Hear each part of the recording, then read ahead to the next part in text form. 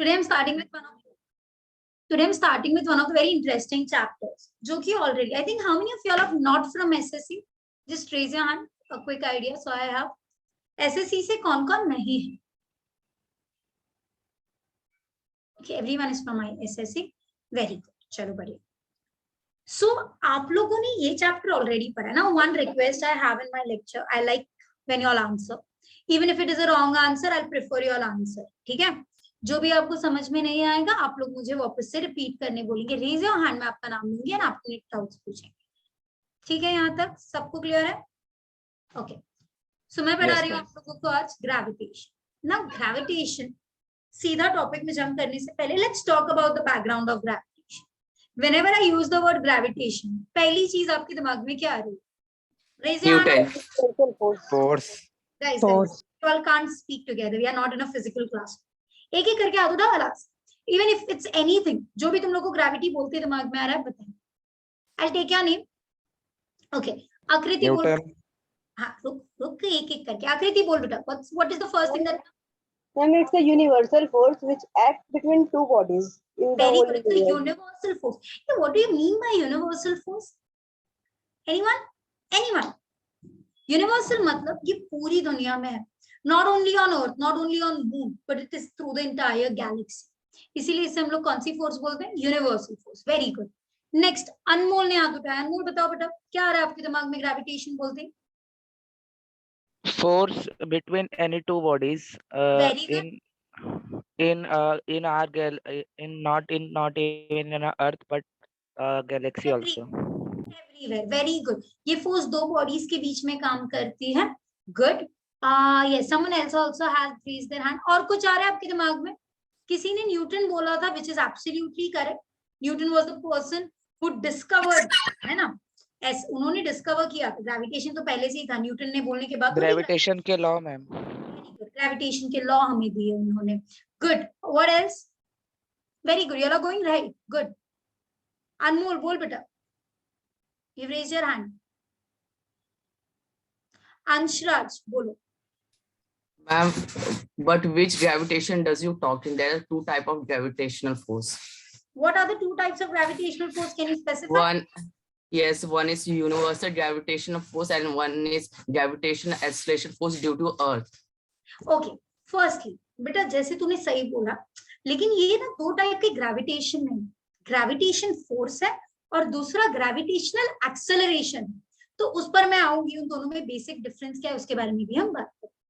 ठीक है. Anyone else wants to say anything else before I start with the topic? कुछ भी जो भी आपको याद आ रहा है ग्रेविटी. यस रितिका बोल बेटा.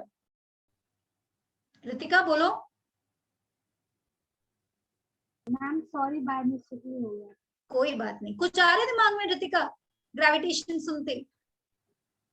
या ma'am force. It's a force. Okay, agree. चलो very good.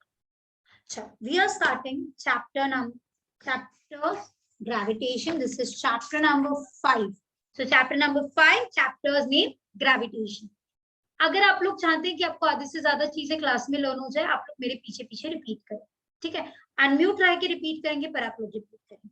We are starting chapter number 5 chapters name gravitation. सबसे पहली चीज जब मैं ग्रेविटी के बारे में बोलती हूँ तो मुझे दिमाग में आता है कि भाई एक पर्सन थे न्यूटन. न्यूटन ने क्या बोला था कि कोई भी चीज ऊपर से नीचे ही गिरेगी, है ना? Because of gravitational force. इतना ही बोला था क्या न्यूटन ने? नहीं, न्यूटन ने और भी बहुत सारी चीजें बताई. ठीक है. हमारे दिमाग में सिर्फ एक ही चीज है कि एप्पल गिरेगा तो नीचे गिरेगा, बट न्यूटन ने बहुत सारी चीजें बताई थी. उस चैप्टर में हम लोग देखेंगे. सो ग्रेविटेशन इज अ फोर्स. अच्छा, कहां पर अट्रैक्ट होती है हर चीज? अगर मैं जैसे ये फोन नीचे ड्रॉप करती हूँ तो ये where will this be attracting? Towards the center of the earth. Towards the center of the earth. This is a very key word. Okay? Many people forget center of the earth नहीं बोलते, बाकी सब बोल देते हैं. ये idea ना center of the earth पे क्या फर्क पड़ता है?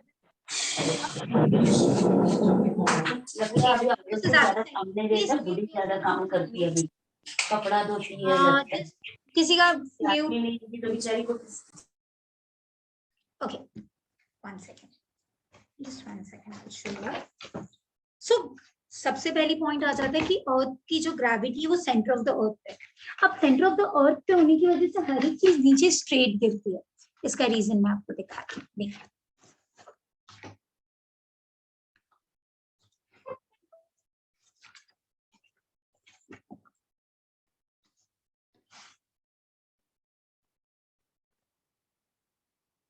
अगर ये हमारा अर्थ है तो अगर सेंटर ऑफ द अर्थ पे, इसीलिए हर एक ऑब्जेक्ट इसे स्ट्रेट गिरता है, right? Every object tries to fall straight. I draw straight line. अगर कोई ऑब्जेक्ट यहाँ गिरा है तो स्ट्रेट जाएगा, क्योंकि सबसे इजी पार्ट कैसा है, पहुंच सकते हो आप सेंटर तक जब आप स्ट्रेट गिर रहे हो, है ना? That's why. अभी अगर आप लोग सोचो ये ग्रेविटी का सेंटर इधर होता तो अगर कोई ऑब्जेक्ट यहाँ गिरता तो उसको कैसे आना पड़ता है, ऐसे घूम कर आना पड़ता है ना? पर ऐसा होता है क्या? नहीं, जहां पे ऑब्जेक्ट है वो स्ट्रेट नीचे गिर जाता है। That means the centre of the gravity is at the centre of the earth. Are we clear with this everyone? ये सब already now question, is gravity a attractive force or repulsive force or both? No, ma'am. Attractive force. Attractive force. Attractive force, not repulsive or both. Think. Don't you think it's a repulsive force? No, ma'am. No, ma'am. It has a tendency to attract something towards it.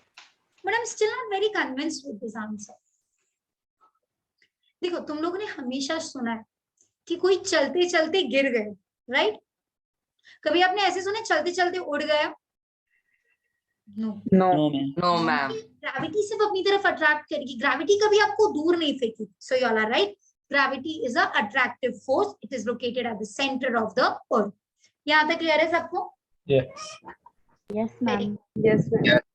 Now coming back to 10th standard. 10th standard में Kepler's law पढ़े थे, याद है आप लोगों को? रट्टा मारने बोला होगा। Yes, ma'am. किसी को उसका मतलब समझा था क्या वहां पे, फर्स्ट लॉ को छोड़ के? No, ma'am. नो। तो चलो, we'll try to understand the meaning first, और फिर मैं आप लोगों को उसको डेफिनेशंस लर्न करवाऊं। सबसे पहले फर्स्ट केपलर। अभी केपलर थे, सी केपलर वाज अ पर्सन, उन्होंने क्या किया, उन्होंने प्लैनेट्स के बारे में बहुत सारी स्टडी की, बहुत सारे पेपर्स रिलीज हुए थे उस समय। He started going through each and every paper, किन किन ने क्या क्या बुक की थ्योरीज लिखी, उन्होंने सब रीड किया। एंड देन उन्होंने बोला यार देखो, किसी ने ना ये वाले प्लैनेट की स्टडी की, किसी ने ये वाले प्लैनेट की स्टडी की। उन्होंने क्या बोला, अच्छा सारी प्लैनेट्स है ना कुछ रूल्स फॉलो कर रहे हैं और वो सब सेम रूल्स फॉलो कर रहे हैं। सो उन्होंने वो सारा थ्योरी को कंबाइन करके सिर्फ 3 लॉज बना। Those are known as Kepler 3 law. Kepler ने जो 3 लॉ दी किसके बारे में? प्लैनेट्स कैसे घूमते हैं सन के बाजू में। Therefore, they are called as laws about planetary motion. Kepler's laws are about planetary Motion. कि प्लैनेट्स कैसे मूव होते हैं उनके बारे में हमें केपलर ने बताया। Are we clear till here? Let's revise. अभी तक मैंने आपको क्या पढ़ा आज के लेक्चर में? We are studying chapter number 5. Chapter is named gravitation. Gravitation was discovered by Sir Isaac Newton. He said every object is attracted to center of the earth, and this is a dash type of force, attractive force, and this attractive force is called as gravitational force. वापस से साथ में हम लोग answer करने की कोशिश करेंगे, ठीक है? मैं आप लोग सबको देखती हूँ, भले ही आप लोग म्यूट पे हो, but let's answer. So chapter number 5. Chapter's name gravitation. Be on mute. Be on mute. चलेगा, अपनी जगह पे repeat करो. Chapter number 5. Chapter's name gravitation. Gravitation was first discovered by Sir Isaac Newton. He said every object is attracted to center of the earth. कहाँ पे attract होता है? Center of the earth. It is a dash type of force, attractive or repulsive? Attractive. This force is called as gravitational force. Is gravitational force very strong? No, ma'am. No, Weak. ma'am. It's a weak. One of the weak force. It is one of the weakest force. Sorry. Okay. It is one of the very weak force. ठीक है, इसीलिए बहुत ज्यादा strong नहीं है, बड़ा इतनी strong है कि भाई हम ऊपर जाएंगे तो हमको नीचे खींच सकती है। ठीक है, यहाँ तक क्लियर है सबको ना? आपकी टेक्स्ट बुक में भी थोड़ा सा टेक्स्ट बुक के हिसाब से जाने वाली। हम लोगों को टेक्स्ट बुक में पहले केपलर्स लॉ दिए, फिर यूनिवर्सल लॉ ऑफ ग्रेविटेशन। मैं भी वैसे ही जाऊंगी। Let's talk about Kepler's law. अभी हम पढ़ रहे हैं केपलर लॉ। केपलर ने कितने लॉज दिए? 3 लॉज। किसके बारे में दिए? Planetary motion. प्लीज रिमेंबर, किसके बारे में दिए? Planetary motion. ये cameras are switched off guys. See, I don't like to just keep on blabbering और तुम लोग सिर्फ रट्टा मार. Camera on करो. I want it to be an interactive session. Okay. So, एक बार last time revise करते फिर मैं Kepler's law सिखाऊंगी. हम पढ़ रहे हैं chapter number 5. Chapter's name gravitation. Gravitation was first discovered by Sir Isaac Newton. He said every object is attracted to center of the earth. It is a dash type of force, attractive force, and this attractive force is known as gravitation force. ये हो गया. इसके बाद हमने किसके बारे में पढ़ा? Kepler's law. केपलर ने कितने लॉ दिए हैं? 3. किसके बारे में ये लॉस? Planetary motion. किसके बारे में है? प्लैनेटरी मोशन ना. सबसे पहला, अच्छा, मैं जब भी सुनती थी ना, हमको स्कूल में सिखाया जाता था कि planets move around the sun, planets revolve around the sun. So in my mind automatically इस चुको कि लाइक सर्कल है, सर्कल के सेंटर में सन है एंड हम लोग गोल गोल घूम रहे हैं. But then when I read Kepler's law, it was not the case. Actually क्या हो रहा है मैं आपको दिखाती हूँ. Instead of being a circle, ये सर्कल नहीं पर एक एलिप्स है. Now you know what a ellipse is. हम लोग इसे नॉर्मली ओवल शेप बोलते हैं, but this is a ellipse. What is this called as? Ellipse. Am I clear with this? Everyone? Yes, ma'am. Yes, ma'am. Now a circle, what is the basic difference between a circle and ellipse? Circle के अंदर होता है centre, circle के बीच में क्या होता है? सेंटर. सेंटर. पर एलिप्स में सेंटर नहीं होता. एलिप्स में क्या होता है? Focus. Focal points. Focal points या फोकस. एलिप्स में एक सेंटर की जगह 2 फोकस होते हैं, 1 and 2. क्लियर है यहाँ तक? Yes, ma'am. Yes.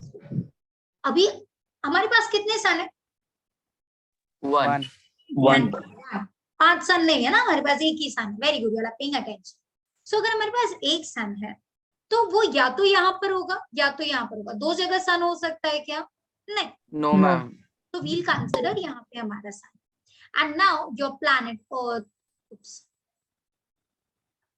is revolving around it. Okay, your planet Earth is revolving around it. Clear till here? Yes, ma'am. Yes, ma'am. Yes, Yes, ma'am. Perfect, perfect. So this is the basic.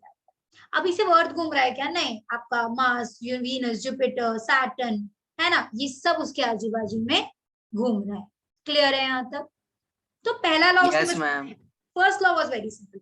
All planets move in a elliptical orbit. What type of orbit? Elliptical. elliptical orbit. All planets move in a elliptical orbit. किसके बाजू में घूमते हैं? मेरे बाजू में यहाँ पे सन के बाजू. Sun. So reflexivity. Let's try to learn this law now. All planets move in dash orbits Elliptical orbit. Elliptical orbit. around Elliptical the orbit around the sun.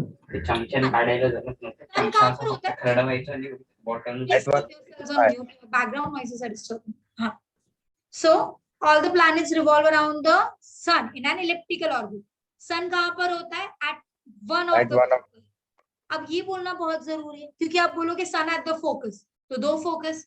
तो हम इमेजिन करेंगे कि हमारे पास 2 सन है, पर we know we only have 1 sun. So you have to say the planets move in a dash orbit. Elliptical Elliptical around orbit. the Sun. Sun. with sun at one of the Focal. ellipse. Clear है? वापस से. All the planets move elliptical orbit around the sun with sun at one of the foci. Clear है यहाँ तक हमें? First law किसे नहीं समझा? Raise your hand. Okay. Okay, good. So पहला लॉ ये किसके बारे में बता रहे हैं? मैं ऑर्बिट के बारे में बता रहा है ना कि अर्थ कैसे मूव होता है ऑर्बिट में. Good. चलो एक लास्ट बार रिपीट करते हैं. मैं चाहती हूँ आप लोग ये अब भी लर्न करो. So all the planets revolve in a dash orbit. Elliptical orbit. Elliptical orbit. Sun. Sun. Around the sun with sun at one of the Focal point. perfect. Clear है यहाँ तक? अब हम लोग थोड़े बहुत important इसके terms जानेंगे. Let's see.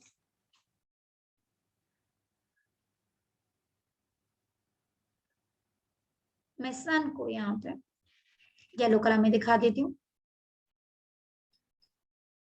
ये आ गया मेरा sun. Clear है?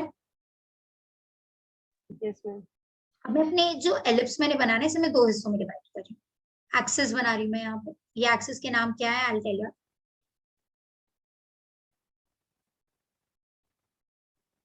This is your first axis and this is your second axis. Okay. Now, O क्या है मेरा? ओरिजिन। मैं यहाँ पे तो इसे नाम दे देती हूँ MN, M, N, P, यानी यहाँ पे प्लैनेट्स रिवॉल्व हो रहे हैं, एंड दिस हैज A। आप कोई भी नाम दे सकते हैं, मैंने ये नाम सिलेक्ट किया। सबसे नजदीक पॉइंट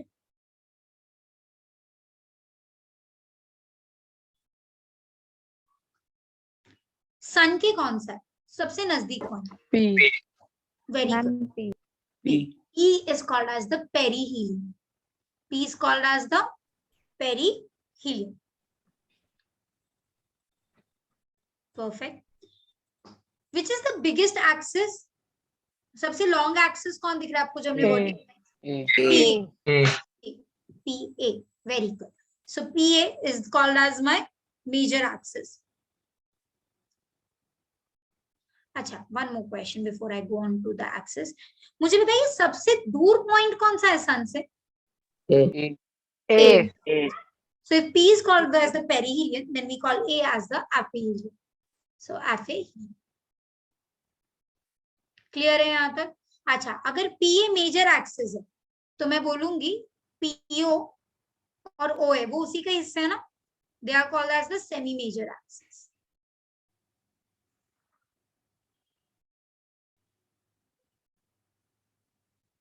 एंड देन नेक्स्ट क्या आ जाता है मेरा? अगर मैं मेजर एक्सिस बता रही हूँ तो मुझे माइनर एक्सिस भी बताना चाहिए। Who would be my minor axis over here? MN. Very good. MN. Minor axis. And then what are my semi minor axes? MOON. MONN. This is my semi minor axis.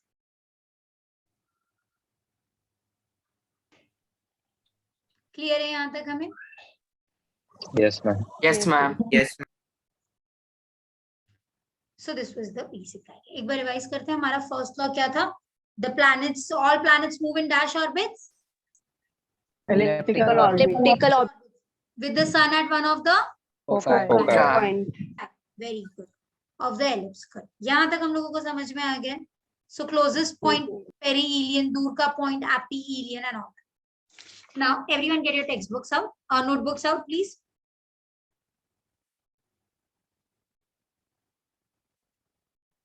Put the heading chapter number 5. Chapter is named gravitation.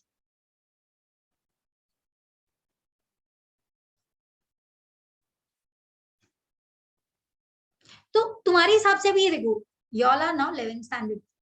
तुम लोग के हिसाब से first point क्या होना चाहिए notes का? अगर अभी आप नोट्स लिखना शुरू कर रहे हो, समझो सबसे पहला पॉइंट क्या होना चाहिए? Definition of gravity. Gravity. Gravitation was first discovered by, So Isaac Newton. Isaac Newton. देखिए, Sir Isaac Newton.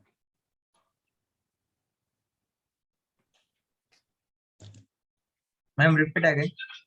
Gravitation was first discovered by Sir Isaac Newton.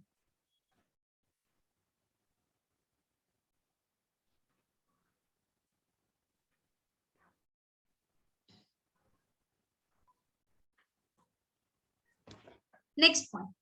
He said every object is attracted to, every object is attracted towards the dash of the earth. Center. Center of the earth. Done. Center तो of अभी the जो हमने ये point learn किया था वही आप लिख लीजिए। So first point आपने लिखा, gravity was first discovered by Sir Isaac Newton. Second point, he said every object is attracted towards the center of the earth with a force. Center of the earth with a force.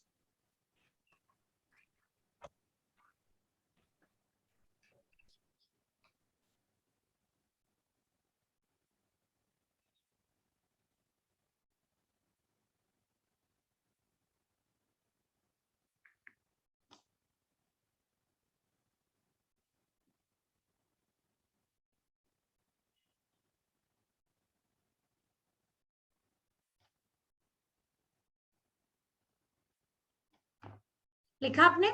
सो अभी तक आपने क्या लिखा है? Chapter number 5, chapters in gravitation. Gravitation was first discovered by Sir Isaac Newton. He said every object is attracted to center of the earth with a force. This is a dash force. Attractive force. Attractive It's force. an attractive force. It is an attractive force. It is an attractive force.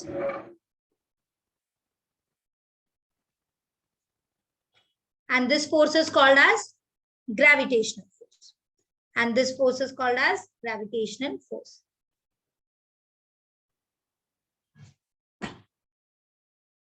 And this force is called as gravitational force. लिखा? Yes, अच्छा ma'am. मुझे बताओ, अगर मेरे पास दो objects है, ठीक है, ये दो ऑब्जेक्ट को मैंने एयर में रखा, इनमें कुछ फोर्स है, फिर इसको मैं वाटर में ले गई, तो इसकी फोर्स कम होगी या ज्यादा होगी? कम होगी। इसकी फोर्स को कोई फर्क नहीं पड़ेगा, उसकी फोर्स सेम रहेगी, ठीक है, ना ही बढ़ेगी ना ही कम। So you have to write it does not depends upon intervening medium. It does not depends on intervening medium. It does not depends upon the intervening medium. Clear?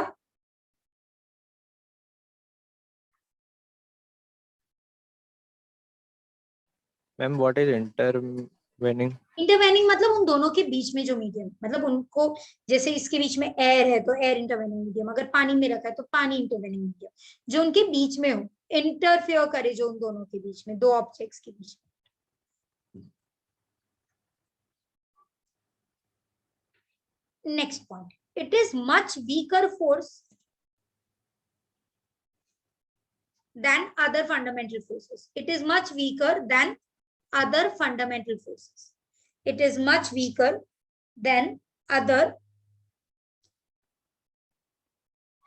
fundamental forces. यहां तक लिख लिया? नेक्स्ट, केपलर्स लॉ, हेडिंग डालेंगे Kepler's law. Ma'am बोलना बेटा। Ma'am वो दो object को अगर वाटर में रखेंगे तो फर्क पड़ेगा ना मैम? वाटर रेजिस्टेंस नहीं अप्लाई होगा? देख सुन सुन सुन, रेजिस्टेंस वो सब अप्लाई होगा, I agree. I am talking about force कम या ज्यादा होगी कि। अब जब फोर्स सेम रहेगी, हाँ फोर्स तो सेम ही लगा रही, भले वो आगे आने पीछे जाने में उसको फ्रिक्शन की वजह से वो स्लो डाउन होगा, that I agree. It is like, रुको मैं एक एग्जांपल देती हूँ तुम लोगों को। अच्छा, तुमको मैंने बोला है एक ऑब्जेक्ट दीवार पे बांधो, उसे खींचो, आप खींच रहे यानी आप फोर्स लगा रहे। अब वो रूम के अंदर मैंने पानी भर दिया, आप फिर भी खींच रहे, आपकी फोर्स सेम है, भले ही आपको मूव करने के लिए भले ही ज्यादा फोर्स लगे, पर आप जो फोर्स लगा रहे हो वो तो सेम ही लगा रहे हो ना। हाँ, तो फोर्स दो ऑब्जेक्ट में सेम ही रहेगी। अब उतना फोर्स ओवरकम कर पाएगा कि नहीं, that is another. Clear? Okay, very good. Anything else you want to ask? Yes yes ma'am, water में बायोन्सी एक्ट होता है, तो फिर बायोन्सी स्टेट्स दैट के उधर पे फोर्स कम अप्लाई होगा। सर बायंसी कहाँ पे होता है बेटा, मुझे बता। बायंसी क्या होती है? जब तू कोई ऑब्जेक्ट को पानी में डुबाता है तो वो ऑब्जेक्ट अपना वेट कम फील कर, जैसे कि तू अगर स्विमिंग पूल में तो तू इजीली पानी में फ्लोट कर पाता है और तुझे ऐसा लगता है तेरी बॉडी हल्की हो गई, तो बॉडी का वेट कम करता है। मैं यहाँ पे ऑब्जेक्ट पे फोर्स लगाने की बात कर रही हूँ, ठीक है, मैं ऑब्जेक्ट पे फोर्स लगा रही हूँ। वहां पे हम फोर्स नहीं लगाते, ऑब्जेक्ट को पानी में डाला, उसका वेट नीचे काम करेगा, बायंसी ऊपर काम करेगी। मैंने देखो एग्जाम्पल क्या दिया, रूम में एक जगह है, वहां पे मैंने कुछ बांध के रख दिया, उसको मैं खींच रही हूँ, ठीक है, तो तू रूम में पानी भर दे, बायंसी का उससे क्या फर्क पड़ता है? वो तो दीवार पे चिपका, उसको तो मैं खींच रही हूँ, वो अभी भी मूव नहीं हो रहा है, तो पानी भरने के बाद भी मूव नहीं हो। नहीं समझा? एक क्वेश्चन मैम, अगर मैं एयर में अगर कोई बॉल फेंकता हूँ, हाँ, तो फिर वो इसीलिए वो जो भी उसके ऊपर फोर्स रहता है 2 न्यूटन 3 न्यूटन जितना भी फोर्स है वो 3 न्यूटन से आता है, लेकिन वही बॉल अगर मैं अंडर वाटर जाके फेंकता हूँ तो और फोर्स लगता है मेरे को। तो ऊपर फेंकेगा या नीचे फेंक रहा है बॉल, वो बता मुझे। मैं स्ट्रेट फेंक रहा हूँ। स्ट्रेट ऐसे, हाँ एग्जैक्टली, गुड। तो अभी तो फोर्स तो सेम लगा रहा है, जितना तूने रूम में फोर्स लगा पाया एक्सट्रीम मैक्सिमम, उतना ही तो पानी में लगा है। अब तेरा बॉल आगे जाएगा नहीं, वो डिपेंड करता है पानी में, पर फोर्स तो सेम थी ना, हाँ, फोर्स तो सेम थी। समझा? So the force does not depends upon the intervening medium. Force कम नहीं होगी, हाँ तेरा मूवमेंट चेंज होगा, that I clear. Okay ma'am. समझा ना बेटा? देखो मैं क्या बोली Saurabh, yes ma'am, yes. Very good. Ma'am, buoyancy means? Buoyancy means ना बेटा, when you take a object and you dip it inside water, तो वो ऑब्जेक्ट का वेट कम हो जाता है। जैसे तूने कभी वो बकेट में मग देखा होगा ना, बकेट में मग डालते हैं जब, तो अगर वो मग पानी के अंदर तो हम लोगों को कितना हल्का लगता है, वो पानी के अंदर भर के रखा है, लेकिन वही पानी के बाहर निकाल तो तेरे को हैवी लगने लग जाएगा।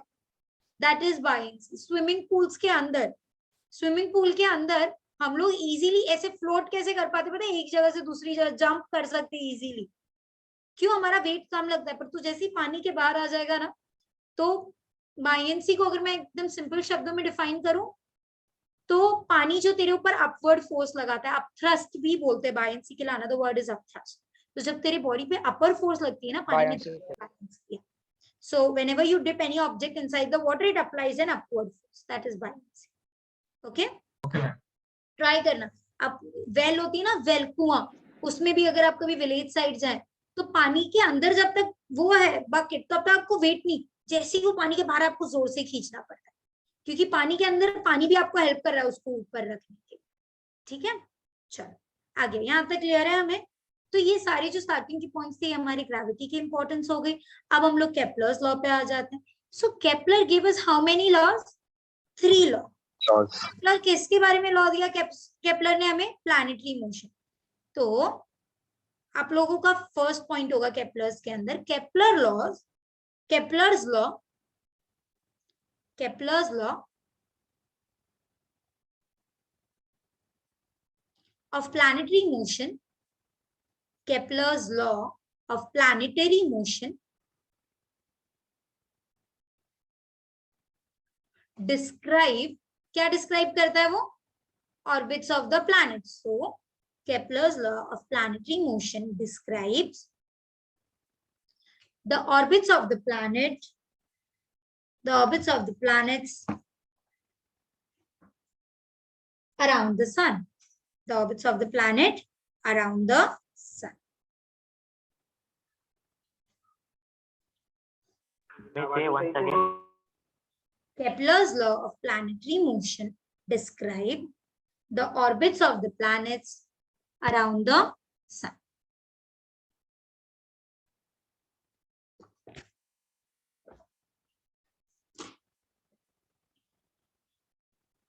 क्लियर है यहाँ तक? चलो, फर्स्ट लॉ हेडिंग डालेंगे, लॉ फर्स्ट वाला लॉ ऑफ, किसका है ये law? Orbit. Kepler. Law of Kepler का है बेटा, लेकिन केपलर ने 3 लॉ अलग अलग चीजें डिस्क्राइब की थी। तो पहला लॉ है law of orbit, the heading law of orbit. Do you remember what the law of orbit was? Yes, ma'am. बोलो एक जन, कोई भी एक जन बोलो। The orbit of a planet is an ellipse with the sun at one of the foci. ये तूने 11th वाला 10th वाला बोला बेटा, which is right। 10th में डेफिनेशन ऐसा था, which is I don't think anyone can cut your marks for that, which is absolutely correct। पर मैं आपकी टेक्स्ट बुक वाला डेफिनेशन बोल रही हूँ अभी के लिए। All planets move in a elliptical orbit around the sun with sun at one of the foci of the ellipse. If you all don't remember this, come on page number 79 of your textbook, you will find it. The first one.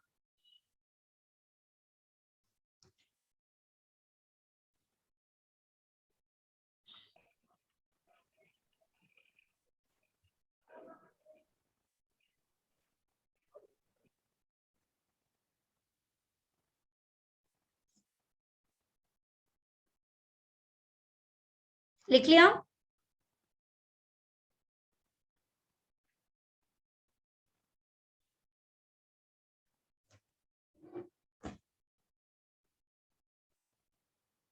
Yes, ma'am.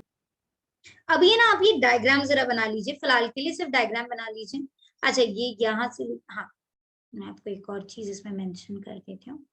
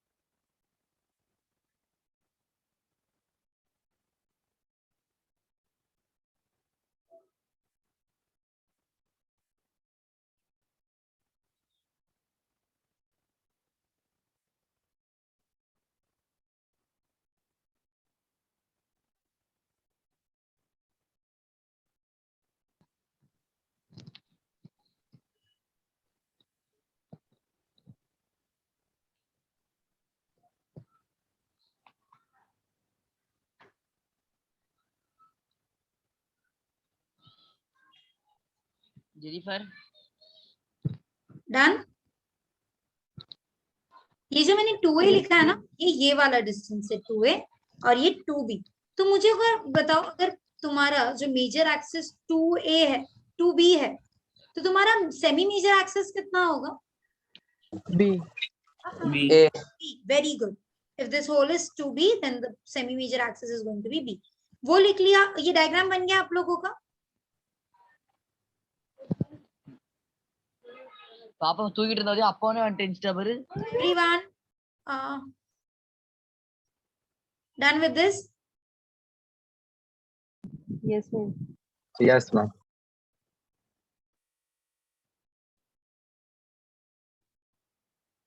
Just 1 second.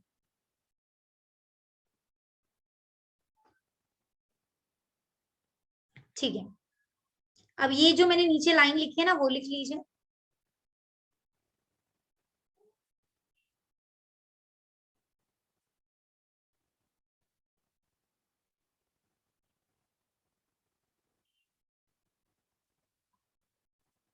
Ma'am ये second वाला S dash है ना?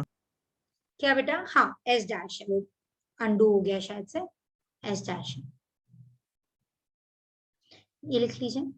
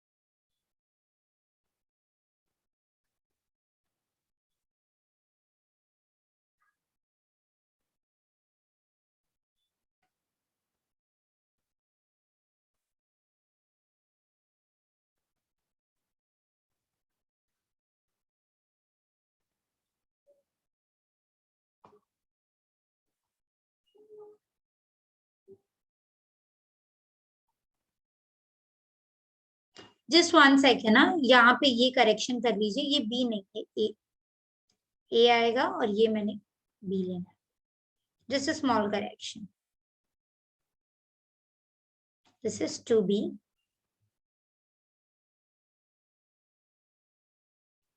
This is 2a।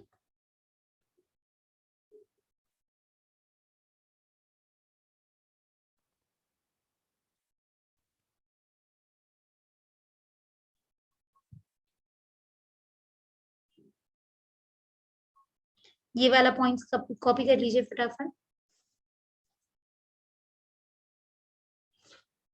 यहाँ ऊपर वाले points, from here to here, just copy this.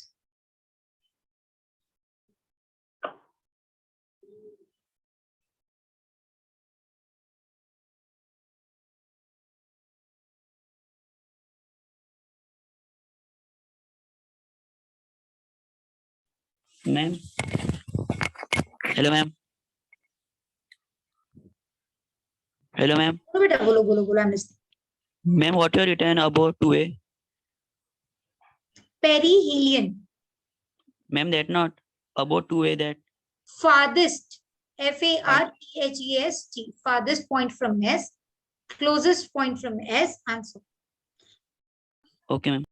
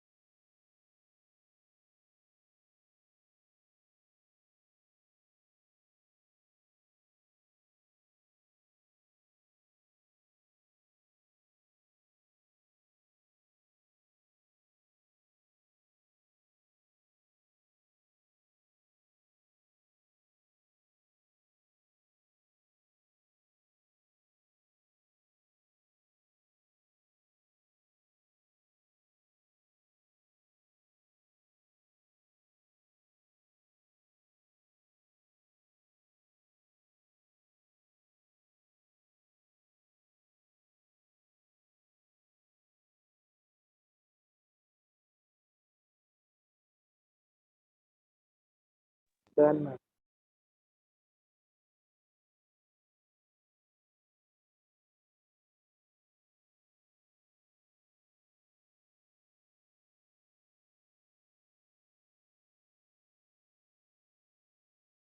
चलो चलो let's start. So are we clear with this point?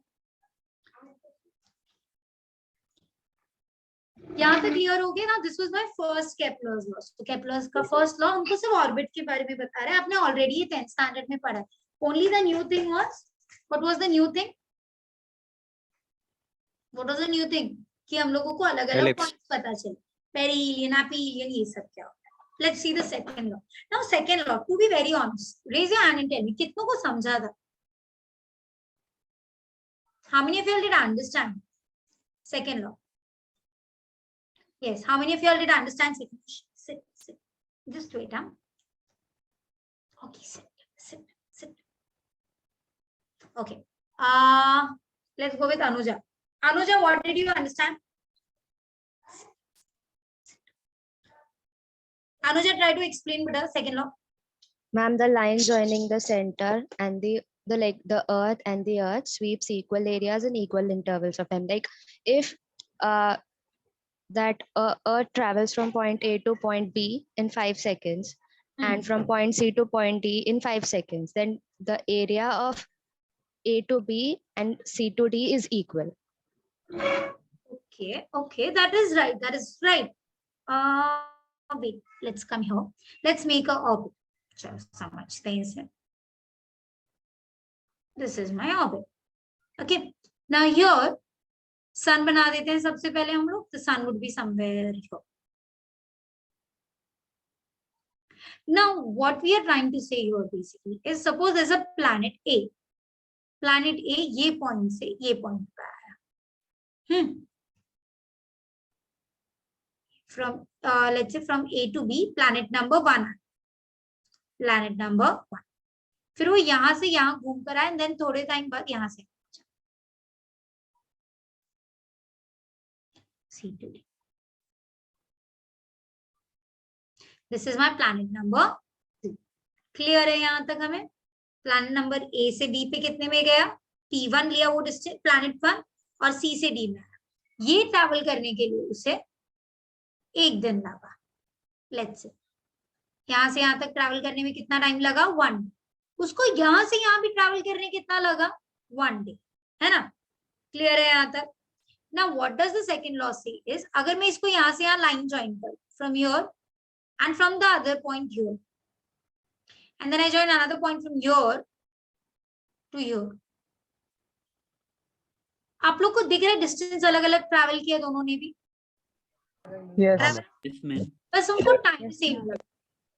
लेकिन अगर आप ये एरियाज करेंगे ना, calculate what is this area equal to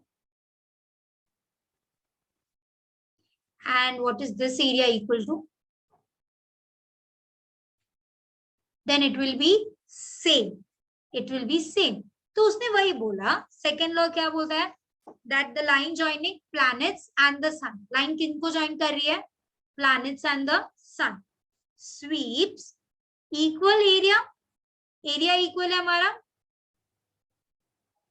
बराबर, in equal interval of time. तो अगर एक दिन इसने ट्रैवल किया, एक दिन ये पॉइंट पे ट्रैवल किया, तो भले उनका डिस्टेंस अलग है. यहाँ पे देखो वो उतना डिस्टेंस गया, यहाँ पे इतना ज्यादा, पर अगर आप एरिया कैलकुलेट करेंगे तो वो सेम आएगा. Am I clear with this? How many of you did not understand? It's okay, you all can raise your hand and ask. जिसे यहाँ तक नहीं समझा, you all can raise your hand and ask. No one has raised their hand. Okay, Vishal. okay, let's try again.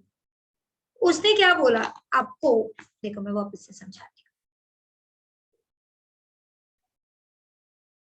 ये एक ellipse है, बराबर. इसमें एक प्लैनेट है, सन बना देते हैं पहले तो हम सेंटर में. सन. एक प्लैनेट है, उसको ये पॉइंट से ये पॉइंट में जाने में 1 दिन लगा. Let's say from here to here. From A to B जाने में कितना टाइम लगा उसे? 1 डे. अब वो प्लैनेट घूम के इधर आ गया. समझो ये पॉइंट से ये पॉइंट में जाने में भी उसे कितना दिन लग गया? 1 डे। तो टाइम दोनों के लिए सेम था, यहां से यहाँ भी वो कितने दिन में आ गया, 1 डे। तो अगर मैं लाइन ज्वाइन कर दूं इन सब,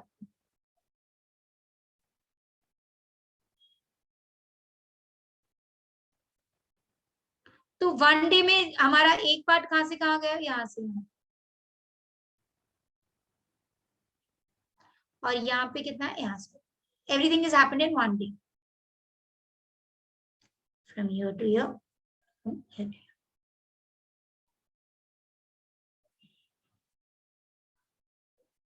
कितना टाइम लगा उन्हें ट्रैवल करने, 1 डे।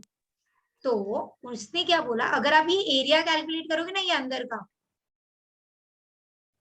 ये एरिया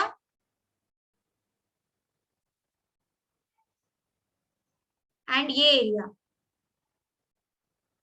इनका एरिया क्या आएगा, सेम।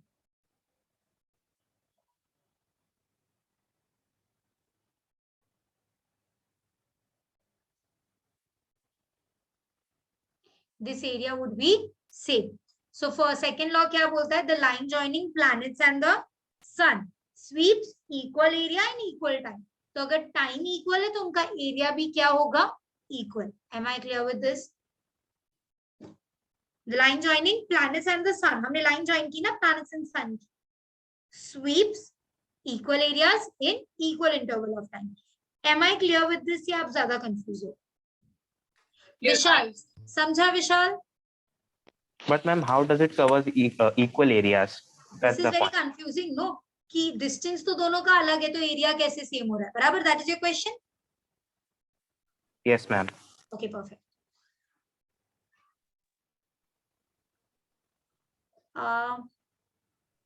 मैम हाँ बोलना बेटा।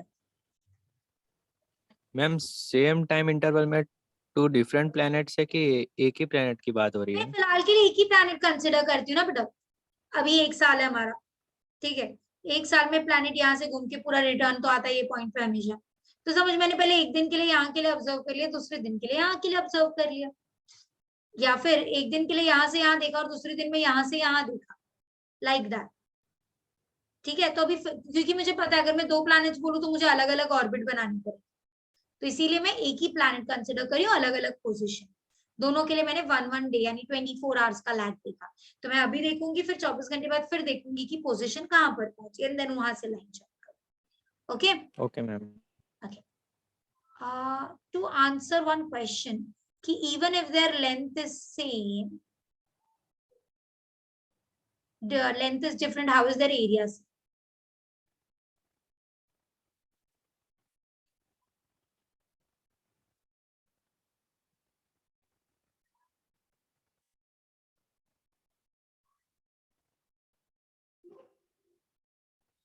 Just 1 second, my battery is running pretty.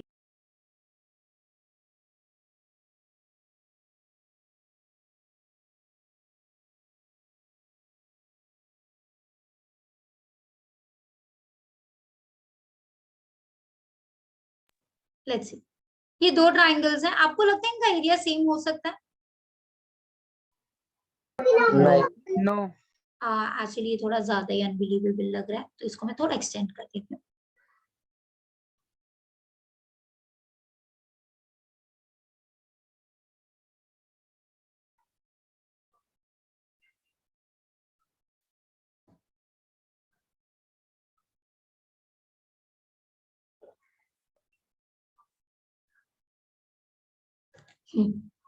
तो एरिया ऑब्वियसली आपको लग रहा है सेम नहीं। लेट्स से इसमें इसका जो बेस है वो 5 है, बेस 5 और हाइट 2, और इसमें बेस 5 हाइट 6, इसमें बेस 15 बेस 2 हाइट 15 है ना, इसमें हाइट ज्यादा, बराबर? चलो एरिया ऑफ अ ट्रायंगल का फॉर्मूला बताइए मुझे, क्या होता है? Half into base into Half into base. For this one, half into b into h, Yes. which is half into base कितना है इसका 5, हाइट कितनी है 6, 5 6 are 30, 30 divide by 2, 15 metre square. इसका देखते हैं, half into base into height Same है ma'am. into 2 into height 15. 2 cut 15 meters. Can I see दोनों का एरिया सेम आया है? Yes ma'am. तो जरूरी नहीं है कि दो फिगर्स अगर अलग दिख रहे हैं तो उनका एरिया अलग होगा, नहीं, उनके मेजरमेंट्स पे डिपेंड करता है. अभी clear? Yes, ma'am. Any doubts? So second law हमको समझा, the line that joins the planets and the sun sweeps equal areas in equal interval of time. लिखिए second law. Second law हमें देता है law of areas. So right, the line that joins the planet and the sun sweeps equal areas in equal interval of time.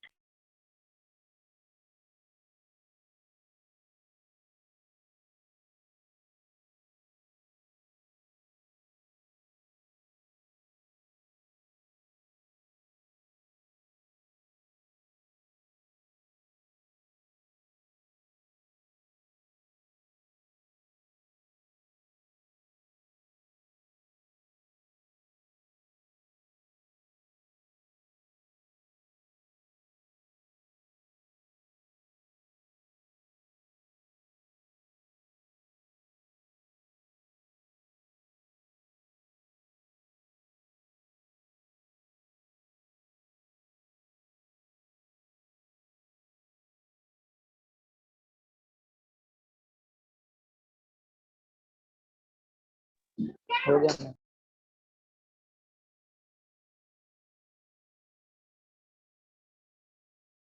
Okay, done everyone? Sure, आगे बढ़ते हैं. Now, we are going to do a very small derivation, very simple to understand. बस आप लोग थोड़ा ध्यान दीजिए, ठीक है? मैं व्हाइट बोर्ड ओपन कर लेती हूँ. चलो, सबसे पहले मैं एक डायग्राम बनाऊंगी. डायग्राम समझिए. This is my diagram. समझो ना, यहाँ पे सन एक्चुअली तो है साइड में, पर मैं इसमें अज्यूम करने वाली हूँ कि सन सेंटर में आ गया. ठीक है, अजम्पशन होगा वो मेरा. पर पहले तो सन को मैं थोड़ा सा यहाँ पे बना लेती हूँ. सन, ये लाइन ऐसे ज्वाइन कर लेते हैं, ये लाइन ऐसे ज्वाइन कर लेते हैं, क्योंकि लॉ ऑफ इक्वल एरियाज है.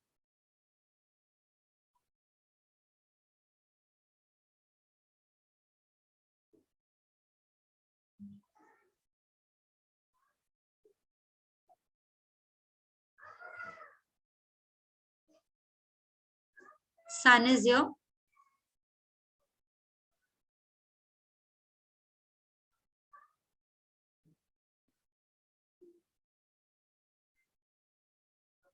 ये वो जिसको एरिया वाला डाउट था, समझा ना कि एरिया सेम कैसे हो सकता है? Yes, ma'am. Okay, perfect. सो ये है मेरा एक सन एलिप्टिकल शेप मैंने बना दिया. प्लैनेट मेरा यहाँ पर है. नाउ ये मेरा radius, I can say imagine कर लेते, distance from the sun R dash. और यहाँ पे जो मेरा मोमेंटम होता है ना, वो मोमेंटम का डायरेक्शन ये. अब मोमेंटम एग्जैक्टली क्या होता है, ये आपने 9th स्टैंडर्ड में पढ़ा है, और मैं वापस से पढ़ाऊंगी जब मैं आपको चैप्टर नंबर 4 पढ़ाने वाली. ठीक है, तो फिलहाल के लिए याद रखेंगे मोमेंटम यहाँ पर आ गया मेरा. And what else, that is it.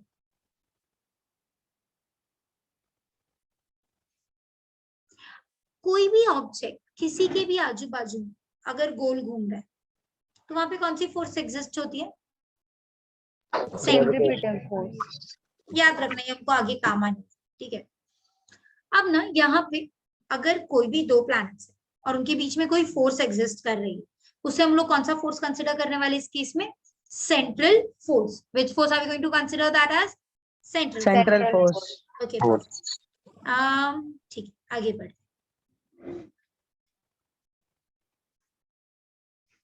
अब इन दोनों के बीच में ग्रेविटेशनल फोर्स तो काम करेगी. सन और प्लैनेट के बीच में वो एक दूसरे को अट्रैक्ट करेंगे. अग्री? वो जो फोर्स होगी उसको मैं एफ नाम दूंगी. अब कैन यू टेल मी, अगर मैं बहुत छोटा हिस्सा कंसिडर करूं तो मुझे एक ट्राइंगल जैसा दिख रहा है, ये वाला part. Yes, ma'am. Okay, very good. So can I say area of a triangle, small area, that is delta A, in small area. Area का फॉर्मूला क्या है? Half into base into height. Yes, ma'am. Into base क्या है मेरा? R dash. Into height क्या होगी? H dash. अब उसकी हाइट कितनी है? जितना उसका डिस्टेंस है उससे, राइट? कैन आई से height is nothing but the distance? Yes, ma'am. अच्छा, डिस्टेंस से कोई फॉर्मूला याद आता है क्या आप लोगों को?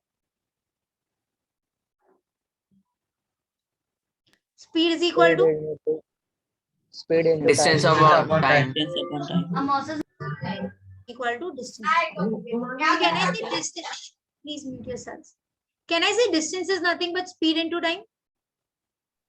Yes, Yes, ma'am. ma'am. Very good. So distance is nothing but speed into time. यहाँ पे मैं डिस्टेंस को स्पीड इनटू टाइम लिख चुकी हूँ. स्पीड किससे दिखाते हैं? v. टाइम चेंज हो रहा है ना, टाइम तो चेंज होता रहेगा, तो टाइम के लिए delta. So can I write over here instead of the height और the distance, can I write r dash into v delta t. अब डेल्टा t पे तो वेक्टर आएगा नहीं, सिर्फ v पे वेक्टर आएगा. Time is not a vector quantity. So are we clear with this? Yes, ma'am. Okay, perfect. अभी कुछ लिखना नहीं, आप लोग को सिर्फ ध्यान देना, ध्यान से सुनते जाइए. एक बार you dividing both side by delta T, तो क्या हो जाएगा? Delta A upon delta T is half. यहां से डेल्टा टी कैंसिल हो जाएगा, तो क्या बच जाएगा? R cross V vector. Clear है? R cross V vector. यहां तक क्लियर हो गया हम लोगों को? हम R से भी डेल्टा टी डिवाइड होगा ना? नहीं, यहाँ पे ना बेटा हम लोग सिर्फ एक ही क्रॉस वेक्टर है. अभी तू मुझे बता, A B C divide by A करता है तो सिर्फ ए कट होगा ना, तो फिर बाद में बोलेगा नहीं मिस बीसी में से भी ए कट करो. नहीं, यहाँ पे मल्टीप्लीकेशन हो गया ना बेटा. क्लियर है यहाँ तक?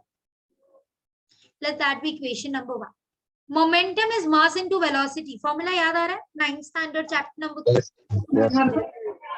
या first chapter I think, laws of motion.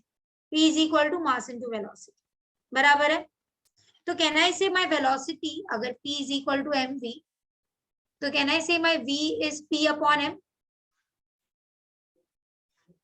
v is P upon m. Okay. Yes. Equation number 1 क्या लिख सकते हैं? We can write, we have P is equal to m into v. Momentum is P is equal to m into v. Mass पे vector नहीं आएगा again, so I can say therefore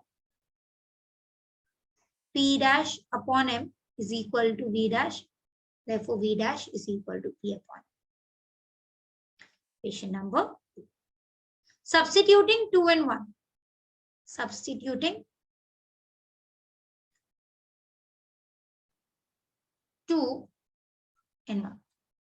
अगर मैं 2 को 1 में सब्स्टिट्यूट करूंगी तो क्या हो जाएगा?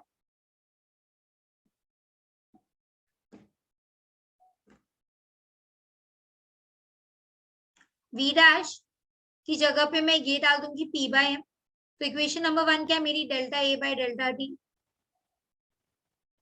हाफ r वेक्टर की जगह r वेक्टर, v वेक्टर की जगह p vector by m vector. Clear है? यहाँ m पे वेक्टर नहीं बेटा, मास है ना. मास डायरेक्शन पे डिपेंड करता है क्या कि मैं लेफ्ट में जाऊंगी तो मेरा मास चेंज होगा, राइट में जाऊंगी तो मास चेंज होगा? No, क्यों? ma'am. जिसका डायरेक्शन के साथ चेंज होता है उसी को हम वेक्टर लेते हैं. ठीक है? क्लियर है यहाँ तक? Okay, Yes, perfect. Now, do you know r cross p is nothing but angular momentum? ये नेक्स्ट ईयर हम लोगों को एक डेरिवेशन है पूरा प्रूफ करने के लिए, पर अभी के लिए मैं आपको डायरेक्ट बता देती हूँ कि अगर आप r क्रॉस p करते हैं तो आपको l मिल जाए. अब ये l क्या है? Angular momentum. l dash is equal to r cross p and it is nothing but angular momentum. मैं एक काम करूंगी, आप लोग को मैं मोमेंटम का भी आइडिया दे दूंगी क्या होता है, पर पहले ये समझ. तो ये फॉर्मूला क्या आ गया हमारे पास? 1/2m या l 1 जा l upon 2, and that is it. My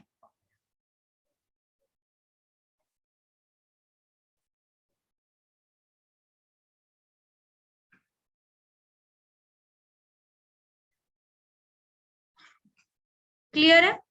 तो ये क्या बता रहे, कितना एरिया चेंज हो रहा है? जितना भी आपका एंगुलर मोमेंटम है divided by the m mass. How many of you did not understand anything? मैंने क्या किया? Raise your hand.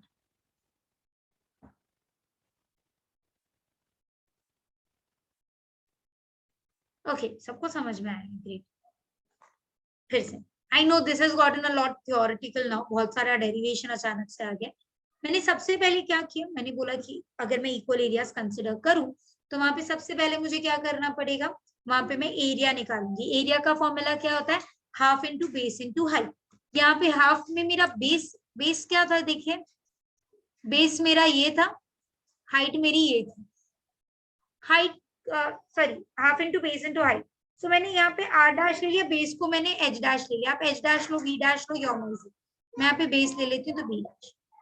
पर मुझे पता है base is nothing but distance, और डिस्टेंस का फॉर्मूला क्या होता है, स्पीड इनटू टाइम या वेलोसिटी इनटू टाइम। मैंने यहाँ पे वेलोसिटी इनटू टाइम कर दिया। यहाँ पे मैं या तो इसको आर इनटू डिस्प्लेसमेंट आपको दिखा देती हूँ। Displacement is nothing but V dash into delta. एक बार V dash into delta T मैंने बोल दिया। मुझे पता है कि अगर मैं divide throughout by del T करूं तो यहाँ पे डेल टी आ जाएगा और यहाँ का डेल्टा टी कैंसिल हो जाएगा। क्लियर है यहाँ तक हमें? अब डेल्टा टी कैंसिल हो गया, मुझे आर क्रॉस वी मिला। पर मुझे पता है मोमेंटम क्या होता है, मास इनटू वेलोसिटी। मोमेंट मास को यहाँ भेज दिया, मुझे वेलोसिटी की वैल्यू पी बाय एम आ गई। आपने इसमें वैल्यू सब्स्टिट्यूट की, you get the answer. First very important question. What do you mean by momentum? Anyone? Mass into acceleration. अरे sorry. Mass into velocity. But ये तो बेटा theoretical हो गया, मतलब क्या है? तुम लोगों मतलब ने एक मास कितने टाइम से, कितने वेलोसिटी से ट्रैवल कर रहा है शायद। Very good. That is right. That is basically formula कि मास कितनी वेलोसिटी से ट्रैवल कर रहा है। वही तो है ना फॉर्मूला। तुमने तो फॉर्मूला रीड करके समझा दिया मुझे। सुनो एक क्वेश्चन पूछती हूँ, ठीक है? मुझे पता है इसका आंसर क्या है। न्यूटन के लॉस पढ़े थे हम लोगों ने? Yes, ma'am. Third law. Yes, ma'am. इसको सारे लॉज आते,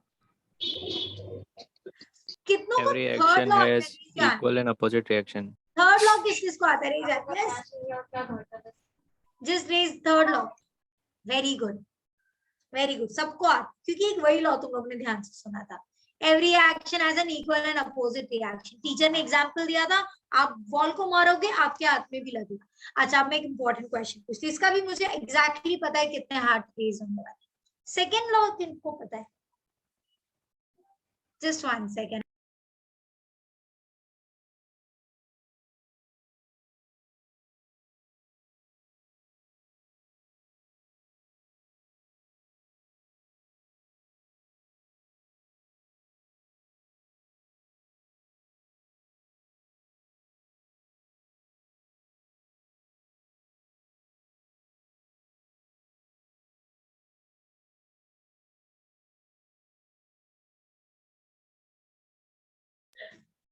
हाँ, तो second law y'all don't know.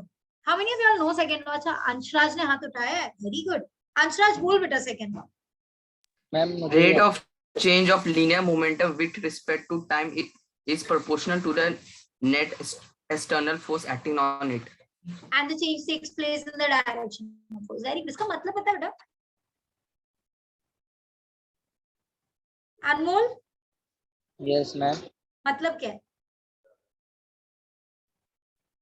Ma'am वो नहीं पता, मैम याद। ये रट्टा मारा है। And this is one fact, okay?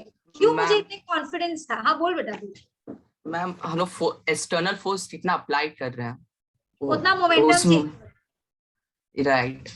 यही तो है। ये तो इसका मतलब क्या है?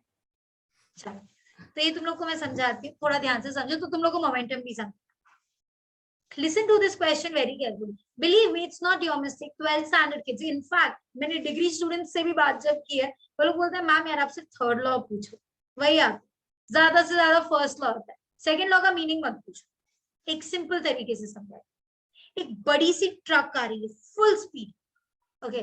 Truck is coming with full speed, बड़ी एकदम बड़ी, उसमें बहुत सारा सामान। और वही रोड पे दूसरे साइड एक छोटा क्यूट सा बच्चा, 3 साल का, 4 साल का, चलो 4 या 5 साल, अपनी छोटी सी ट्राईसाइकिल बेचारा जैसे तैसे भगा के ला। And now I give you the option, आपको उन दोनों में से किसी एक के सामने खड़ा रहना। ना यू डोंट से हम बीच में खड़े हो जाएंगे, नहीं, दोनों में से किसी एक के सामने खड़ा हो। किसके सामने खड़े रहोगे आप लोग? साइकिल वाले बच्चे के पास। साइकिल वाले को। कोई ट्रक के सामने नहीं खड़ा रहेगा। मैम वो उड़ा देगा ना, मरना नहीं। Exactly. Now the thing is, because your truck is traveling with a lot of speed and a lot of mass, उसका mass ज्यादा, velocity ज्यादा, तो उसका क्या ज्यादा? मोमेंटम। मोमेंटम, क्योंकि momentum is nothing but mass into velocity. Momentum आपको बता दे कितना इम्पैक्ट क्रिएट हुआ। एट द सेम टाइम छोटे से बच्चे का मास कम, वेलोसिटी कम, तो इम्पैक्ट।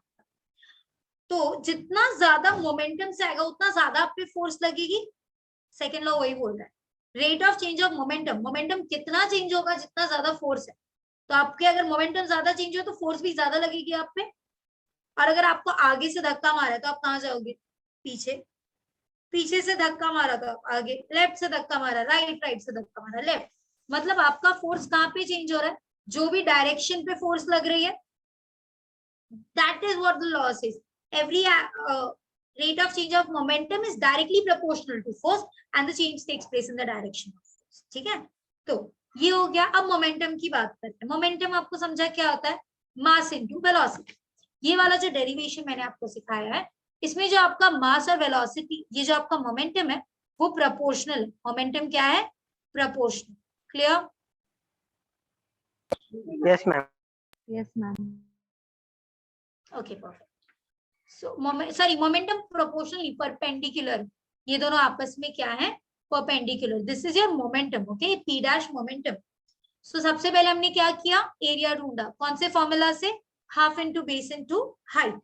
हमें पता है हाइट तो हमारी आर है, बेस हमको ढूंढना है। तो बेस को मैंने ले लिया, डिस्प्लेसमेंट है ना, वो ये पॉइंट से यहाँ पे जो पहुंचेगा उसका डिस्प्लेसमेंट होगा। पर मुझे पता है डिस्प्लेसमेंट का फॉर्मूला क्या होता है? Velocity is equal to displacement upon time. तो डिस्प्लेसमेंट क्या हो जाता है? Velocity multiplied by time. Clear है? ओके, फिर momentum is mass into velocity, formula डाला, वैल्यू सब्स्टिट्यूट। क्लियर है यहाँ तक हमें? चलो, you are going to do one thing, you are going to draw this diagram. ये डायग्राम बना लीजिए अभी। और ये फोर्स का डायरेक्शन है इन दोनों के बीच में, gravitational force. Excuse me ma'am, yes बेटा, पूछ लो। सब्स्टिट्यूशन जहाँ से किया वहां से एक बार वापस समझा दो ना। I'll do that. See. Momentum is mass into velocity. Clear? तो बेटा वेलोसिटी क्या हो गई? मैंने ये मास को यहाँ पे भेज दिया, तो momentum upon mass gives me velocity. यहाँ तक आया समझ में? Yes ma'am. हाँ, अब ये वाला फॉर्मूला देखना, यहाँ पे वेलोसिटी है, मैंने यहाँ पे भी वेलोसिटी की वैल्यू ढूंढी। मैंने कुछ नहीं किया, बस ये वेलोसिटी की जगह पे p डैश बाय m लिख दिया। तो देखो a by t, half half, r, बस v की जगह पे क्या डाल दिया? p by m। ये हो गया। अभी ना बेटा, लीनियर मोमेंटम स्ट्रेट डायरेक्शन में होता है, पर कोई चीज अगर गोल घूम रही हो तो उसके लिए हम कौन सा मोमेंटम कंसिडर करते हैं? Angular momentum. तो यहाँ पे पहले तो मैंने वैल्यूज डाल दी, यहाँ पे ये वाला आ गया। अब ऊपर क्या है न्यूमरेटर में? r cross p। r cross p क्या होता है पता है? Linear angular moment. तो आप यहाँ पे इसको बस साइड में लिख लो, ये नेक्स्ट ईयर और डिटेल में मैं आपको सिखाऊंगी। That is nothing but linear momentum into distance. वो आपको क्या देता है? Angular momentum. Once you get that value, that is it, sums खत्म। थोड़ा सा समझा कि नहीं समझा तो पूछो। समझा ma'am, thank you. Welcome. Now, once you are done writing the diagram, you are going to write. Come on, page number 79. तो मैम ये फॉर्मूला है किसका? ये फॉर्मूला ना आपका ये प्रूव करता है कि आपका एरिया बाय टाइम कितना चेंज हो रहा है, वो किस पे डिपेंड। सॉरी, ये आपका सेकेंड लॉ का प्रूफ है। This is your proof of second law, that the area divided by time is nothing but linear momentum divided by mass, angular momentum divided by mass. So you can write this as the proof of second. Okay, come on, page number 79.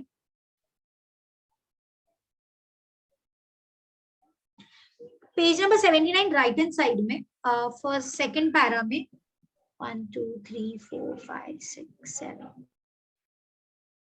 10th line पे आ जाइए ना। आपको वहां पे दिख रहा है suppose the sun is at the origin. सबको ma'am. मिला? हाँ. Yes, ma'am. Suppose the sun is at the origin, वो लिखेंगे. Position of planet is denoted by r dash. Perpendicular component of its momentum is denoted by p dash. Area swept by the planet of mass m in given interval delta t is delta a, which is given by. फिर वहां से लेके आप लोग यहाँ तक लिख लीजिए. ठीक है, चलो फटाफट कर लो. पहले ये लिखना है. पहले जो मैंने अभी बेटा मार्क करवाया ना वो लिखना. सपोज से ना. हाँ.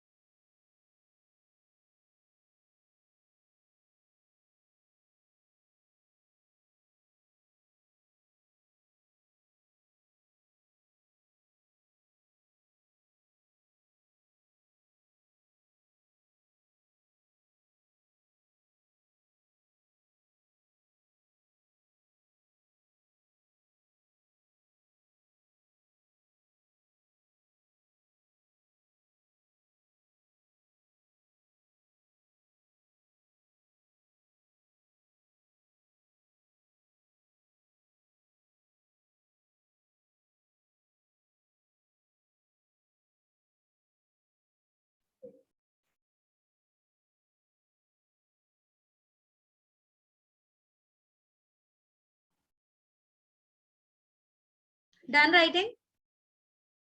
Should I move ahead to the last law? Yes, sir. Ma'am, 1 minute. Okay, I'll do it. Right.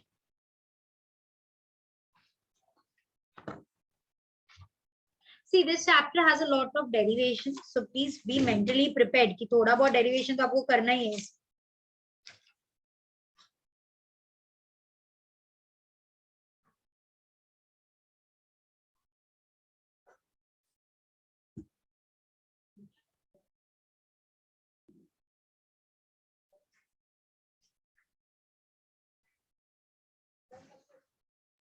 Ma'am, done. Okay. Ma'am, 1 minute. I'll wait. I'll give you all 1 more minute.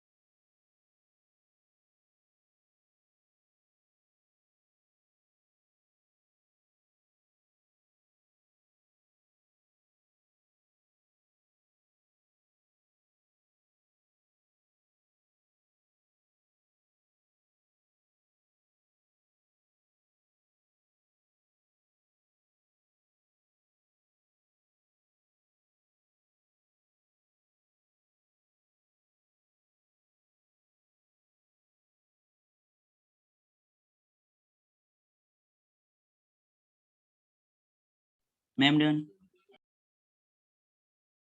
Perfect. Chalo. Last law. Last law is very simple. Now tell me, how many of you had difficulty learning the last law in school? Raise your hand. No, को रट्टा ही नहीं होता था. Okay, there's one hand. 2, 3. I'm guessing a lot of people. अच्छा, बहुत सारे लोगों को नहीं. I understand, because इतना बड़ा law, the square of the period of revolution is directly proportional to the cube of the mean distance of the planet from the sun. यार ये कैसे लर्न करे? आपको तो, मैं तो टीचर हूँ, मैं तो लर्न कर लूंगी, आप लोग कैसे करें? तो मैं आप लोगों को उसका शॉर्टकट मेथड दूंगी, बट उससे पहले इसका हम लोग मतलब समझते हैं. एक एग्जांपल देती हूँ.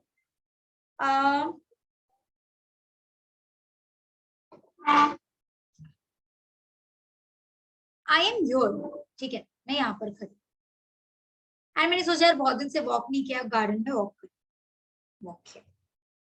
दूसरे दिन मुझ में बहुत कॉन्फिडेंस आ गया, लाइक यार ये क्या, छोटी सी वॉक थी, let's go for a bigger walk. One second, this is going out of page. So let's suppose this was the smaller circle जो मैंने गार्डन में वॉक किया, एंड देन बाद में मैंने इतना वॉक किया. ये वाले का रेडियस कैपिटल आर, इसका रेडियस स्मॉल आर. मुझे बताओ किसमें ज्यादा टाइम लगेगा मुझे? Capital R. Capital R. Capital R में ज्यादा टाइम लगेगा वॉक करने कि छोटे आर में? थिंक. बड़ी सर्कल में वॉक करने ज्यादा टाइम लगेगा, छोटे सर्कल में? एक राउंड मारने का ना टीचर. हाँ बेटा, एक सिंगल. बड़े सर्कल में ज्यादा टाइम लगेगा. Very good. बड़े बड़े circle सर्कल में कहना है इसे, जितना ज्यादा रेडियस उतना ज्यादा टाइम लगेगा मुझे सर्कल करने. Yes yes ma'am. Third law वही बोलता है. थर्ड लॉ क्या बोलता है? T is directly proportional to R. Forget about this. Proportional का मतलब क्या होता है? एक स्टोरी सुनाती हूँ, ध्यान से सुनो, ठीक है? I usually tell stories for teacher. ध्यान से सुनो स्टोरी, तुम लोगों को समझ में आ जाएगा proportional क्या है. When I was young, no, I used to love playing video games. You all play video games, I guess. Yes yes miss. I used to love. Sir ने डिलीट करा दिया. Very good. सर ने delete करवा दिया, अच्छी बात. But मेरा क्या था ना, मैं स्कूल से आती थी, फटाफट होमवर्क कर लेती थी, तो मुझे कोई कुछ डांट नहीं सकता था. एंड मैं वीडियो गेम खेलती थी, हम बहुत खेलती थी. आई डोंट नो अभी तुम लोग को पता है कि नहीं, तभी मेरे, जब मैं 6th स्टैंडर्ड में थी, तभी एक वीडियो गेम बड़ा फेमस था, and one of my favourite video, it was called GTA Vice City. ठीक है? Yes ma'am. GTA Vice City Yes, बहुत. ma'am. हाँ, आई थिंक आप लोग को आइडिया होगा, बड़ा फेमस गेम था. हम लोग भी खेले मैम. Very good. मेरी तो टेक्स्ट बुक की नोटबुक के पीछे से पूरे उसकी चीट कोड्स लिखे होते थे, पैंजर, ऑल दैट, पूरे से मेरे पास बुक था उसके चीट कोड्स का.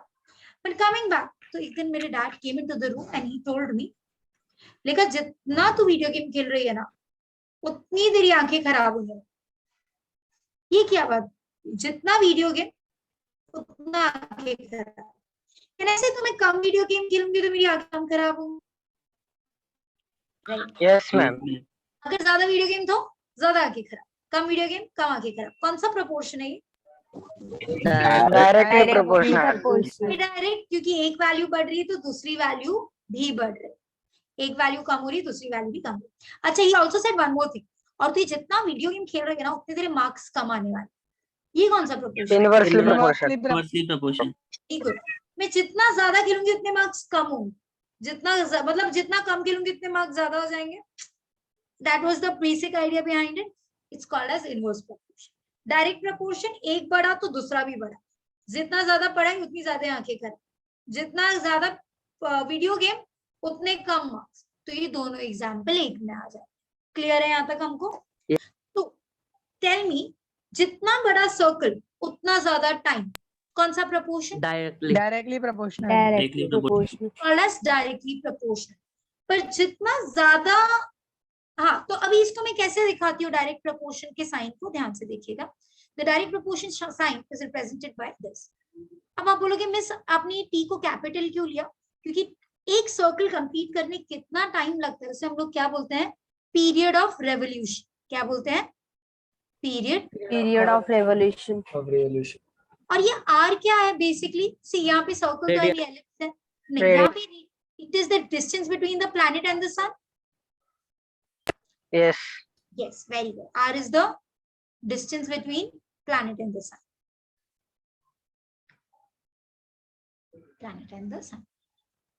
पर ये इतना इजी नहीं है. इसमें क्या होता है, उन्होंने देखा कि डायरेक्ट नहीं बढ़ रहा है, पर अगर इसको स्क्वायर करो और क्यूब करो तो बराबर बढ़ता है. ठीक है, so T square is directly proportional to R cube. Clear यहाँ तक? Yes, teacher. Yes, ma'am. Idea क्या है कि जितना ज्यादा बड़ा ऑर्बिट उतना ज्यादा टाइम, जितना छोटा ऑर्बिट उतना कम टाइम. तो मर्क्यूरी का ऑर्बिट छोटा होगा compare to Neptune. Neptune outermost है, मर्क्यूरी अंदर. Yes. तो कैन आई से मर्क्यूरी को कम टाइम लगेगा एंड नेपट्यून को ज्यादा टाइम लगेगा सर्कल करने में. Yes. That is the third. That is the third. Clear? Anyone wants to say something? No. ना ये तो हो गया हमारी समझने का. तो आई थिंक समझ में किसी को है जो नहीं आया है, please ask. Okay. I'll see if anyone has raised their hands. Okay. So समझ में सबको आया है. Now comes the learning. अब तुम लोग है ना, फिजिक्स में एक चीज याद रखना, जब भी लॉ लर्न करते हो फॉर्मूला से तुम लोग इजीली आते हो. हमेशा पहले जो पावर है वो बोलोगे. क्या है यहाँ पे पावर? 2. स्क्वायर बोलो ना, फिजिक्स स्टूडेंट वाला. Square. and cube. किसका स्क्वायर है ये? T. T Square. Period of revolution. Revolution. Can I say it is the square of period of revolution? Yes, ma'am. Yes, ma'am. लेकिन किसके आजू बाजू में ये पीरियड ऑफ रेवोल्यूशन किसके बाजू में रिवॉल्व हो रहा है? Distance between planet and the sun. Revolve किसके बाजू में हो रहा है? Sun. Sun. Okay. Can I say square of period of revolution around the sun is, what is this sign? Directly proportional.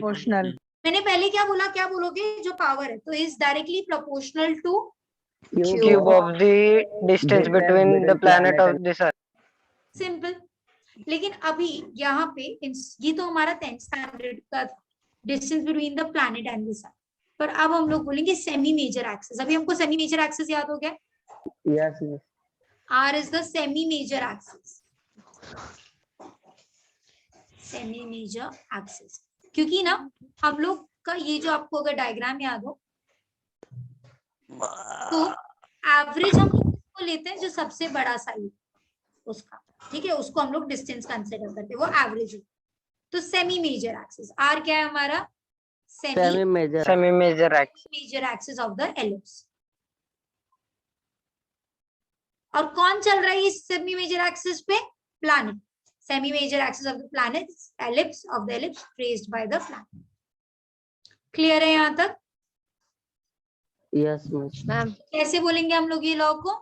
Square of period of revolution around the sun is directly proportional to the cube of semi major axis of the ellipse traced by the planet. ठीक है, semi major axis traced by the planet, जिस पे planet move हुआ. Clear है यहाँ तक? हमें Yes. Sure है? हाँ बोलो बेटा. सेमी मेजर एक्सिस से फिर सन को सेंटर में कंसीडर कर रहे हैं. नहीं, एक्चुअली कैसा होता है ना बेटा, अगर तू यहाँ पर ध्यान देगी ये वाले प्लैनेट्स में, अगर आप लोग ध्यान देते हैं Anshuraj, mute. अगर आप लोग देखो कि आर तो एक्चुअली हर बार चेंज होगा. जब सन प्लैनेट इधर होगा तो चेंज होगा, इधर आएगा तो चेंज होगा, सन से दूर दूर दूर दूर सबका चेंज होगा, है ना. तो हम लोग क्या करते हैं, instead of taking different different हम उसका एवरेज वैल्यू लेते हैं. तो एवरेज ना ये सेमी मेजर एक्सिस हमको देता है. तो हम लोग ने बेसिकली इमेजिन किया था, याद है कि सन को हम सेंटर पे रखें, इसीलिए जो डिस्टेंस है वो क्या लेते हैं हम लोग? Semi major axis. Clear?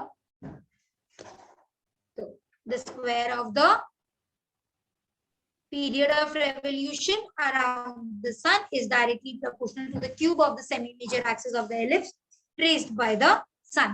Clear है यहाँ तक हमें? Yes. Yes. Yeah, ma'am. traced by the planet, not sorry, sun traced by the. Very good. Proportionality की साइन हटा के हम लोग हमेशा क्या ले लेते हैं? Constant. Constant की. तो I can say constant is t square by r. Clear? Yes. Yes, Very ma'am. इसके साथ हमारे 3 केप्लर्स के लॉ. पहला केप्लर का लॉ क्या था? The orbit of a planet is ellipse. Elliptical. All planets move in elliptical orbit with the sun at one of the foci. Second law, the line joining planets and the sun sweeps equal areas in Equal interval of time. Equal interval what of law? time. The square of the period of revolution around the sun is directly proportional to the cube of the semi-major axis of the planet of the Ellipse. semi-major axis of the Elliptical trace by the planet. sun. Traced by the planets. यहाँ तक clear है हमको? Yes. Yes, ma'am. साथ मेरी Kepler की तीनों law हो जाते। First lecture I went a bit slow ताकि आपको हर एक चीज का मीनिंग समझे।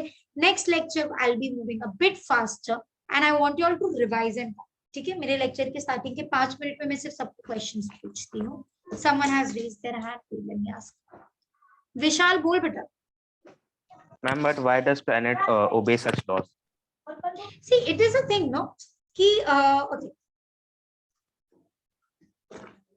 Why does planet obeys the law? चलो अभी तो सोच, अगर ऐसा नहीं होता सारे प्लैनेट्स केओस में घूम रहे होते,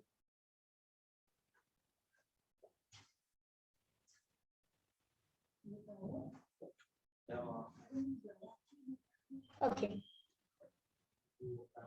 फर्स्टली ना इसमें बहुत सारे और भी फैक्टर्स होते हैं जो हम लोग आगे आई थिंक आप लोगों को है कि मुझे चेक कर लेना है। प्रोजेक्शन ऑफ अ सैटेलाइट भी जब हम देखेंगे तो हम देखेंगे कोई भी चीज सर्कुलर नहीं घूम पाती। और अगर एक बहुत सिंपल शब्दों में मैं आंसर दूं तो जैसे कि हम लोग ने हमेशा देखा है कि वाटर इज ट्रांसपेरेंट, राइट? या गैसेस के बारे में बात करते चलो। गैसेस के बारे में क्या बता सकती हूँ मैं? गैसेस डिफ्यूज होते हैं, मतलब अगर एक कॉर्नर में मैंने परफ्यूम स्प्रे किया तो सारे कॉर्नर्स में जाती, तो वो सारी गैस फॉलो करेंगे ना रूल। कोई थोड़ा ज्यादा करेगा, कोई थोड़ा कम करेगा, पर ये रूल सब फॉलो करते हैं।